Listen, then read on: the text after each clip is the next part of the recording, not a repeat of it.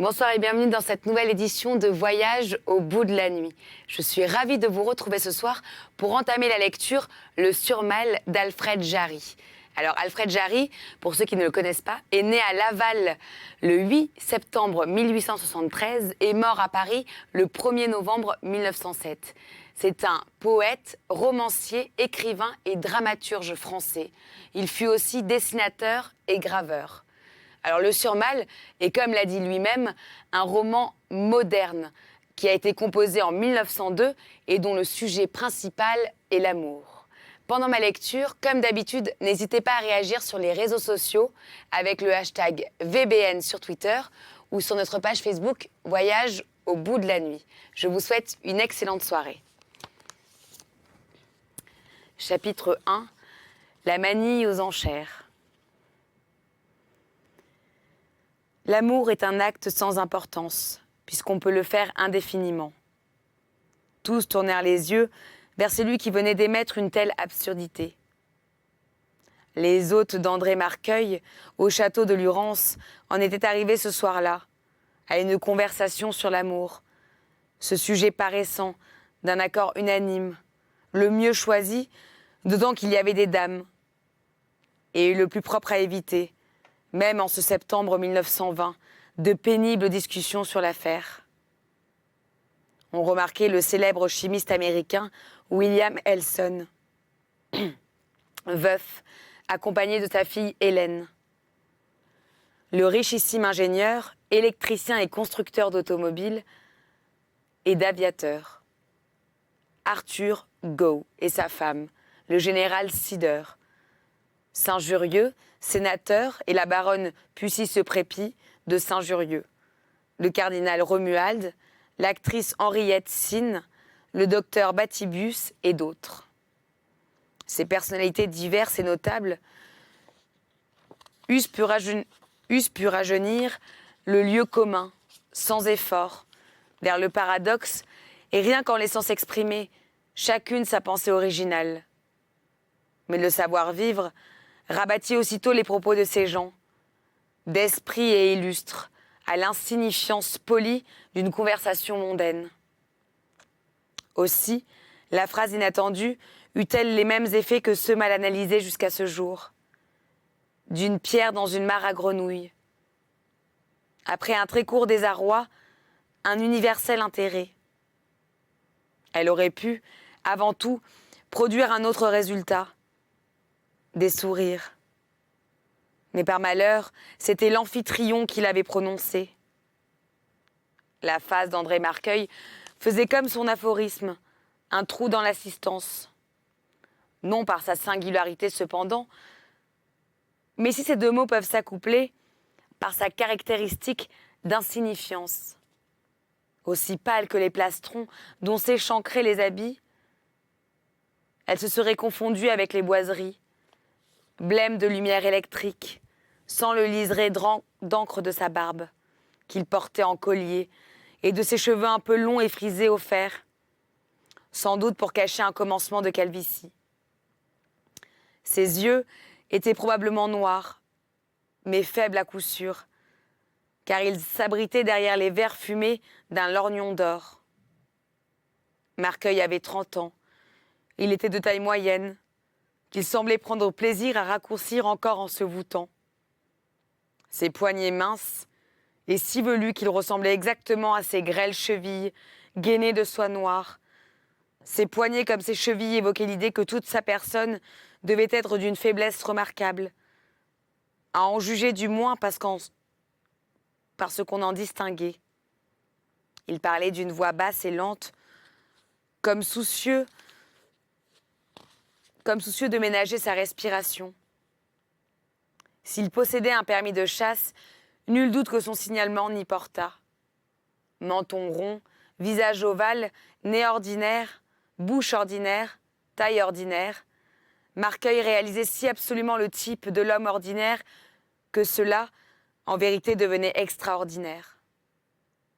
La phrase prenait une signification d'ironie lamentable, chuchotée comme un souffle par la bouche de ce mannequin. Marqueuil ne savait assurément pas ce qu'il disait, car on ne lui connaissait pas de maîtresse, Il était supposable que l'état de sa santé lui interdisait l'amour. Il y eut un froid, et quelqu'un allait s'empresser de changer la conversation quand Marcueil reprit. « Je parle sérieusement, messieurs. Je croyais, minauda la pas jeune Pucis Euprépide Saint-Jurieux, que l'amour était un sentiment. »« Peut-être, madame, dit Marcueil. Il suffit de s'entendre sur ce qu'on entend par sentiment. » C'est une impression de l'âme, se hâta de dire le cardinal. J'ai lu quelque chose de semblable chez des philosophes spiritualistes dans mon enfance, ajouta le sénateur. Une sensation affaiblie, dit Batibus. Honneur aux associanotistes anglais. Je serais presque de l'avis du docteur, dit Marcueil. Un acte atténué, probablement, c'est-à-dire. Pas tout à fait un acte, ou mieux, un acte en puissance. Si l'on admet cette définition, dit Saint-Jurieux, l'acte réalisé exclurait l'amour. Henriette Sinbaya, ostensiblement. Assurément non, dit Marcueil. Les dames crurent devoir se préparer à rougir derrière leur éventail ou à être dissimulées qu'elles ne rougiraient pas. Assurément non, acheva-t-il. S'il succède toujours à l'acte accompli un autre acte qui garde ceci de sentimental qu'il ne s'accomplira que tout à l'heure. Cette fois, plusieurs ne purent s'empêcher de sourire. Leur hôte, selon toute évidence, leur en donnait la liberté, s'amusant au déroulement d'un paradoxe. C'est un fait souvent observé, que les êtres les plus débiles sont ceux qui s'occupent le plus, en imagination, des exploits physiques. Seul le docteur objecta avec sang-froid. Mais la répétition d'un acte vital amène la mort des tissus, ou leur intoxication, que l'on appelle fatigue. La répétition produit l'habitude et l'habileté, rétorqua avec la même gravité Marcueil. Hourra, l'entraînement, dit Arthur Got. Le mithridatisme, dit le chimiste. L'exercice, dit le général. Et Henri Etzin plaisanta. Portez armes, 1, 2, 3. C'est parfait, mademoiselle, conclut Marcueil. Si vous voulez bien continuer de compter jusqu'à épuisement de la série indéfinie des nombres. Ou pour abréger des forces humaines, glissa avec son joli accent zézayé Mrs. Arabella Got. Les forces humaines n'ont pas de limite, madame, affirma tranquillement André Marcueil. On ne sourit plus, malgré cette nouvelle occasion qu'on offrait l'orateur. L'assurance d'un tel théorème laissait prévoir que Marcueil voulait en venir à quelque chose. Mais à quoi? Tout dans son extérieur annonçait qu'il était moins que tout autre capable de se lancer dans la voie périlleuse des exemples personnels.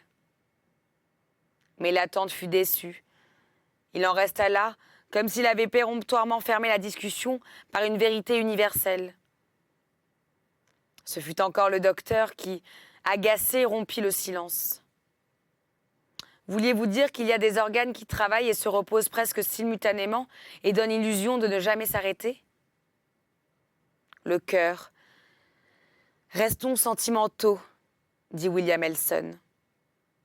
Qu'à la mort, termina Baltibius. Cela suffit bien à représenter un labeur infini, remarqua Marcueil. Le nombre des diastoles et systoles d'une vie humaine, ou même d'un seul jour, dépasse tous les chiffres inimaginables. Mais le cœur est un système de muscles très simple, corrigea le docteur. Mes moteurs s'arrêtent bien quand ils n'ont plus d'essence, dit Arthur Got.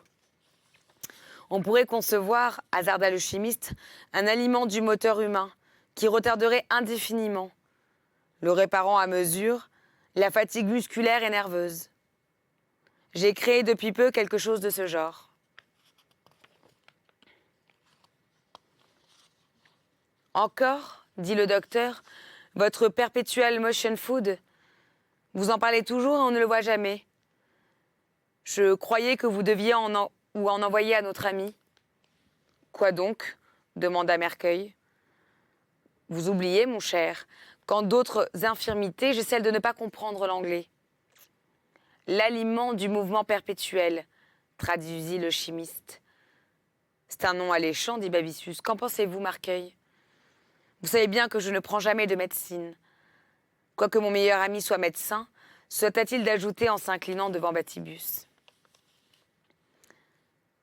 Il affecte vraiment trop de rappeler qu'il ne sait rien, ni ne veut rien savoir, et qu'il est anémique, cet animal, grommela le docteur. C'est une chimie peu nécessaire, je crois, continuait Marcueil, s'adressant à William Elson. Des systèmes de muscles et de nerfs complexes jouissent d'un repos absolu, il me semble, pendant que leur symétrique travaille. On n'ignore point que chaque jambe d'un cycliste se repose et même bénéficie d'un massage automatique, et aussi réparateur que n'importe quelle embrocation pendant que l'autre agit. Tiens, où avez-vous eu cela? Dit Babissus. Vous ne cyclez pas pourtant. Les exercices physiques ne me vont guère, mon ami. Je ne suis pas assez un gabre. Je ne suis pas assez un gambe, dit Marcueil. Allons, c'est un parti pris, murmura encore le docteur. Ne rien savoir au physique et au moral? Mais pourquoi? C'est vrai qu'il y a une fichue mine. Vous pouvez juger des effets du perpetual motion food sans vous astreindre à l'ennui d'y goûter, et en restant simple, spectateur de performances physiques, disait à Marcueil William. Après-demain a lieu le départ d'une course où une équipe cycliste en sera exclusivement alimentée. S'il ne vous déplaît pas de me faire l'honneur d'assister à l'arrivée. Contre quoi court-elle, cette équipe? Dit Marcueil. Contre un train, dit Arturgo. Et j'ose prétendre que ma locomotive atteindra des vitesses qu'on n'a encore point rêvées.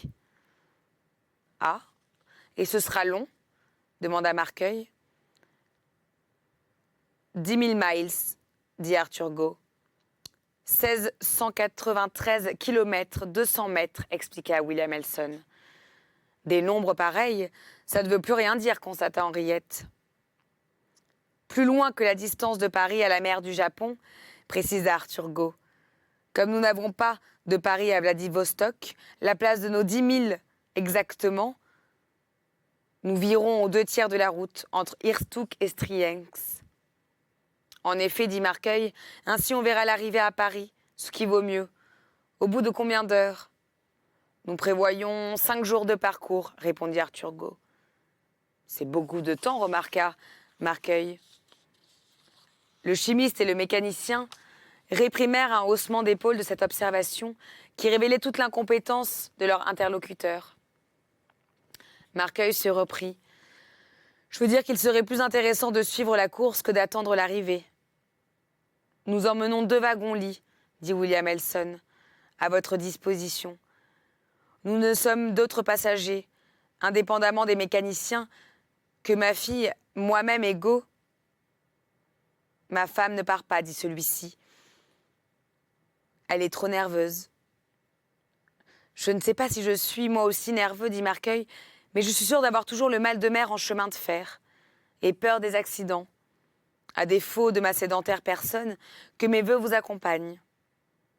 Mais vous verrez au moins l'arrivée, insista Elson. Au moins l'arrivée. Je tâcherai, acquiesça Marcueil, en scandant ces mots d'une façon bizarre. Qu'est-ce que c'est que votre motion food? Demandait Bacibius en chimiste. Vous pensez bien que je ne peux pas le dire, sinon que c'est à base de strychnine et d'alcool, répondit Elson. La strychnine à haute dose est un tonique, c'est bien connu. Mais de l'alcool, pour entraîner des coureurs? Vous vous fichez de moi. Je ne suis pas prêt de mordre à vos théories, exclama le docteur. Nous nous éloignons du cœur, il me semble, disait pendant ce temps Mrs. Go. Messieurs, remontons, répliquant de sa voix blanche sans impertinence apparente André Marcueil.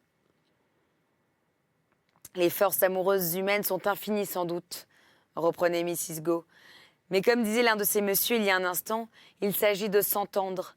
Donc il serait intéressant de savoir à quel point de la série indéfinie de nombres le sexe masculin place l'infini.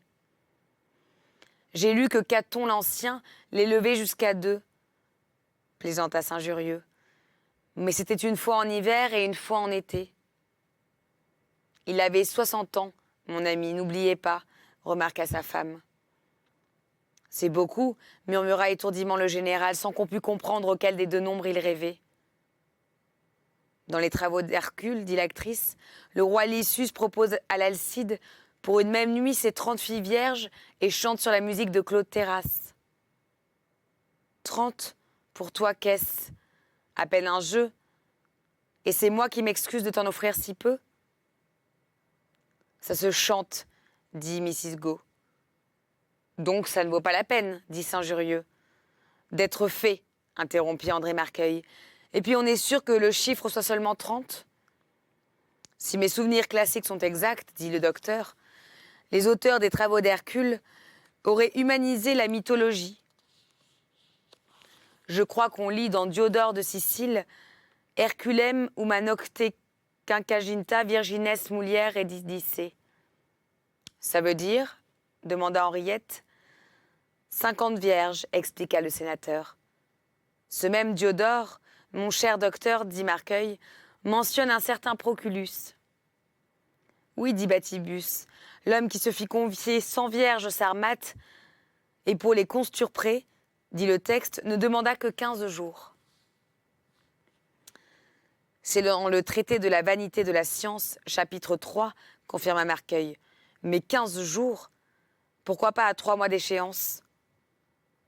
Les 1000 nuits et une nuit, cita à son tour William Elson, comptant que le troisième Sahalouk, fils de roi, posséda 40 fois chacune, en 40 nuits, 40 adolescentes. Ce sont des imaginations orientales, crut devoir élucider Arthur Got. Autre article d'Orient, qui n'est pas article de foi, quoique consigné dans un livre sacré, dit Saint-Jurieux. Mahomet, en son Coran, se vante de réunir en sa personne la vigueur de 60 hommes. Cela ne veut pas dire qu'il put faire 60 fois l'amour, observa assez spirituellement la femme du sénateur. Personne n'en chérit plus, dit le général. Je crois que nous jouons à la manille, et ce jeu-ci est moins sérieux. Je m'abstiens. Ce fut un cri. Oh, général! Quand vous étiez en Afrique, pourtant, lui susurra insidieusement sous la barbiche d'Henriette Sine. En Afrique, dit le général, c'est différent, mais je n'y ai pas été pendant la guerre. Il peut y avoir des viols une fois ou deux pendant la guerre. Une fois ou deux, c'est un chiffre, ce sont même 2 chiffres, mais précisez lequel, dit Saint-Jurieux. Façon de parler, je continue, reprit le général. Donc je n'ai pas été en Afrique qu'en temps de paix. Et quel est le devoir d'un militaire français à l'étranger en temps de paix? Est-ce de se conduire comme un sauvage, ou n'est-ce pas plutôt d'importer la civilisation, et qu'elle a de plus séduisant la galanterie française? Aussi, quand les mouquères d'Alger apprennent à l'arrivée de nos officiers, ça les change des brutes d'Arabes qui ne connaissent point les bonnes manières, et elles s'écrient « Ah, voilà les Français, ils vont... » Général, j'ai une jeune fille, dit avec quelque sévérité et juste à temps William Elson. Mais il me semble, dit le général, que notre conversation jusqu'à présent, avec tous ces chiffres... Vous parlez affaires, messieurs?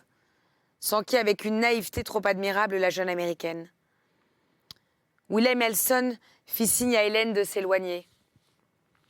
Nous aurions dû commencer par consulter le docteur, mesdames, remarqua Mrs. Go, au lieu d'avoir la patience d'écouter toutes ces vilaines technicités. J'ai observé, dit Babicius, à Bicêtre, un idiot, épileptique en outre, qui s'est livré toute sa vie, laquelle dure encore à peu près sans interruption à des actes sexuels. Mais, solitairement, ce qui explique bien les choses. Quelle horreur! Dirent plusieurs femmes. Je veux dire que l'excitation cérébrale explique tout, reprit le docteur. Alors, ce sont les femmes qui vous la coupent? questionna Henriette.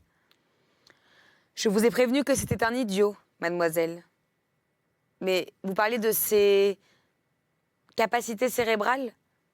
Alors il n'était pas si idiot que ça, dit Henriette. Ce n'est d'ailleurs pas le cerveau, c'est la moelle qui est le centre de ses émotions, rattrapa Babicius. Sa moelle avait du génie, dit Marcueil. Mais comme nous ne sommes pas à Bicêtre, en dehors de Bicêtre, demanda Mrs. Go. Pour les médecins, les forces humaines sont de 9 ou de 12 au plus, en 24 heures et exceptionnellement, prononça Batibus. Je regrette, dit dans un silence fait de toutes les curiosités un peu moqueuses, André Marcueil, je regrette de ne pouvoir accommoder sans la fausser ma conviction à l'opinion mondaine et à la science. Les savants, vous l'avez entendu, s'en tiennent à la vie des sauvages du centre de l'Afrique, lesquels, pour expliquer les nombres supérieurs à 5, qu'il s'agisse de 6 ou de 1000, agitent leurs 10 doigts en disant « beaucoup, beaucoup ». Mais je suis persuadée en effet que c'est à peine un jeu.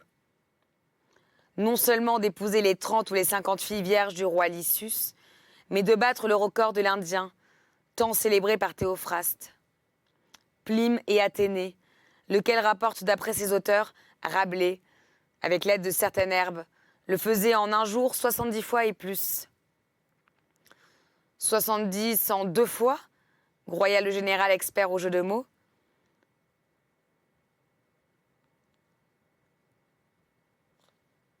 Septuagéno quatu Duracé, cita pour l'interrompre Batibus. Je crois que c'est la phrase de Pline, d'après Théophraste. L'auteur des caractères demanda Saint-Jurieux. Eh non, dit le docteur, l'auteur de l'histoire des plantes et des causes des plantes. Théophraste d'Érèse, dit Marcueil, au 20e chapitre du livre 9 de l'histoire des plantes. Avec l'aide de certaines herbes, méditait le chimiste Elson, Arbaric jus d'asthme, pontifiait Batibus. Mais Pline, livre 3, chapitre 28, infère que ce serait de la moelle des branches de Titimal. Nous voilà bien avancés, dit Mrs. Go, c'est encore moins clair que d'écrire. Une certaine herbe. Il est plus agréable de croire, dit Marcueil, que la certaine herbe a été ajoutée par un copiste de complexion timide, afin de matelassser l'esprit des lecteurs contre une stupeur qu'il eût jugée trop vive. Avec ou sans herbe, en un jour, c'est-à-dire en un seul jour, unique dans la vie d'un homme, sans qui Madame de Saint-Jurieux. Ce qu'on fait un jour, on peut à plus forte raison le faire tous les jours, dit Marcueil. L'accoutumance. Mais si cet homme était très exceptionnel, il est en effet possible qu'il ait réussi à se confiner dans l'éphémère. On peut supposer aussi qu'il occupait son temps de pareille manière tous les jours et qu'il n'a admis qu'une fois des spectateurs. Un Indien, méditait Henriette Sine, un homme rouge avec un tomahawk et des scalps, comme dans Fenimore Cooper. Non, mon enfant, dit Marcueil, ce que nous appelons aujourd'hui un hindou, mais le pays n'y fait rien. Je suis de votre avis, cette phrase de Rabelais sonne majestueusement. L'Indien tant célébré par Théophraste, et il serait regrettable que ce ne fût pas un vrai Indien, Delaware ou Huron, afin de réaliser votre décor imaginaire. Un hindou, fit le docteur. Au fait, si l'invraisemblance n'était pas si flagrante, l'Inde est le pays des aphrodisiaques. Le chapitre 20 du livre 9 de Théophraste d'Érèse est en effet consacré aux aphrodisiaques, dit Marcueil. Mais je vous répète, et s'il animait un peu, et ses yeux brillaient sous son lorgnon, que je crois que ni la drogue ni la patrie n'ont d'importance. Et qu'il n'y aurait même plus de raison pour qu'un homme blanc, mais, ajouta-t-il presque à part, d'un homme de pays singulier, on jugerait la prouesse moins singulière, moins incroyable, puisqu'il paraît que c'est une prouesse. Dans tous les cas, ce qu'un homme a fait, un autre peut le faire. Savez-vous bien qui a dit le premier ce que vous ruminez là? interrompit Mrs. Go, qui avait de la lecture. Ce que... Justement, votre phrase, ce qu'un homme a fait... Ah oui, mais je n'y pensais pas. Cela est écrit, parbleu, dit Marcueil, dans les aventures du baron de Manchoussen. Je ne connais pas cet Allemand, dit le général. En vérité, monsieur, dit à Marcueil madame de Saint-Jurieux, il était impossible d'insinuer plus spirituellement que le record de l'Indien ne serait battu que par... Voyons, cet autre peau rouge, un hussard rouge, ayant beaucoup d'imagination. C'est donc là, ajouta Henriette Sine, où vous vouliez en venir et où vous nous avez fait naviguer. Vous avez fort habilement clos les enchères en mettant comme plus offrant, allez donc, dit Saint-Jurieux. Quelqu'un à qui les paroles ne coûtent rien. Il suffit d'avoir la langue bien pendue, dit le général. Comme en Afrique, dit Henriette. J'ai dit une bêtise? Messieurs, dit assez haut et très cérémonieusement André Marcueil, je crois que le colonel baron de Manchoussen a fait tout ce qu'il a dit, et au-delà. Alors ce n'est pas fini, les enchères? S'intéressa Mrs. Go. Ça devient un peu rasant, dit Henriette Sine. Voyons, Marcueil, dit Balthibus, il est insensé qu'un homme saute à cheval un étang, comme ce mythique baron, fasse volte-face, au milieu s'apercevant qu'il n'a pas pris assez d'élan, et se ramène lui et son cheval au rivage en se soulevant à la force du poignet par sa propre queue. Les militaires portaient en ce temps-là, à l'ordonnance, tous les chevaux dans la queue, interrompit Arthur Go avec plus d'érudition que d'à-propos. Cela est contraire à toutes les lois physiques, acheva Batibus. Cela n'a rien d'érotique, observa distraitement le sénateur. Ni d'impossible, riposta Marcueil. Monsieur se moque de vous, dit à son mari Pucy se prépit. Le baron n'a eu qu'un tort, poursuivit André Marcueil, c'était de raconter après ses aventures. S'il l'est, je le veux bien assez étonnant qu'elle lui soit arrivée. Sûr, cria Henri Netzine, en supposant bien entendu qu'elle lui soit arrivée. S'obstina plus posément le docteur. S'il est étonnant qu'elle lui soit arrivée, énonça imperturbablement Marcueil, il l'est beaucoup moins qu'on n'y ait pas ajouté foi. Et c'est fort heureux pour le baron. Car peut-on imaginer l'existence insupportable que mènerait dans la société envieuse et malveillante des hommes celui qui aurait dans sa vie de tels miracles? Toujours, puisqu'il paraît que ce sont des miracles. On le rendrait responsable de toutes les actions inexpliquées et de tous les crimes impunis, comme on brûlait jadis les sorciers. On l'adorerait comme Dieu, dit Hélène Elson, que son père avait rappelé depuis que la conversation était redescendue, en l'honneur du baron de Manchoussen, à la portée des jeunes filles. Et de quelle liberté ne jouerait-il pas, achevait Marcueil, si l'on pense que, commit-il des crimes, l'incrédulité universelle lui fournira ses alibis? Alors, monsieur chuchota Mrs. Go, comment avez-vous été si près tout à l'heure d'imiter le baron? Je n'ai rien raconté après, chère madame, dit Marcueil, n'étant malheureusement pas de ceux qui ont des aventures qui méritent d'être racontées. Quand racontez-vous alors? Avant? Dit Henriette Sine. Racontez quoi? Et avant quoi? Répliqua Marcueil. Voyons, petite fille, laissons ces histoires de chasse, comme dit très bien notre vieil ami le général. Bravo, mon cher. Moi, je ne crois qu'à ce qui est croyable, approuva Sider. Hélène Elson s'était approchée d'André Marcueil plus voûtée que jamais, plus vieillie par sa barbe touffue, et les yeux plus éteints derrière le lorgnon. Il était, dans ses impersonnels vêtements de soirée, plus falot et plus lamentable qu'un masque de carnaval. Du verre, de l'or et des poils dérobaient sa face. Les dents même étaient invisibles derrière l'embrouillement de la moustache tombante. La Vierge mit son regard dans le regard sans prunelle du lorgnon. « Je crois à l'Indien », murmura-t-elle. C'est ainsi que s'achève le chapitre 1 du roman Le Surmal. J'espère que vous avez apprécié cette lecture. et je vous retrouve dans une prochaine émission pour continuer avec vous le roman. Je vous souhaite une excellente nuit si vous vous couchez et une excellente journée si vous vous levez. À bientôt sur D8.